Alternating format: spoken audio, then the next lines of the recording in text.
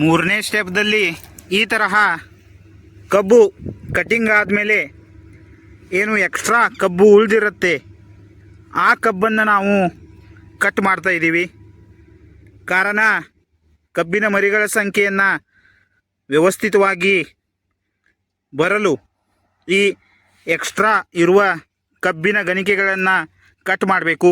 ಇದರಿಂದ ತುಂಬಾ ಚೆನ್ನಾಗಿ ಮಣ್ಣಿನಿಂದ ವ್ಯವಸ್ಥಿತವಾಗಿ ಕಬ್ಬಿನ ಮರಿಗಳು ಬರ್ತವೆ. ಅದರ ಸಲುವಾಗಿ ಈ ಎಕ್ಸ್ಟ್ರಾ ಉಳಿದಿರುವ ಕಬ್ಬನ್ನು ನಾವು ಕಟ್ ಮಾಡ್ತಾ ಇದ್ದೀವಿ.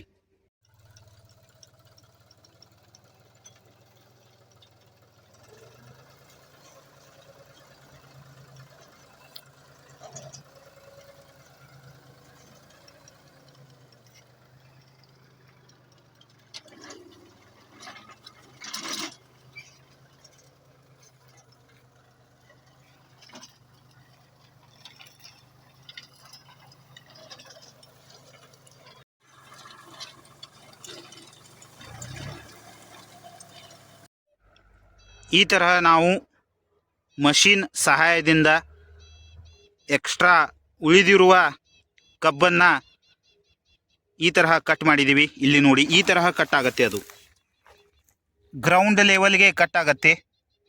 ಇದರಿಂದ ತುಂಬಾ ಚೆನ್ನಾಗಿ ಕಬ್ಬಿನಲ್ಲಿ ಮರಿಗಳು ಬರ್ತವೆ.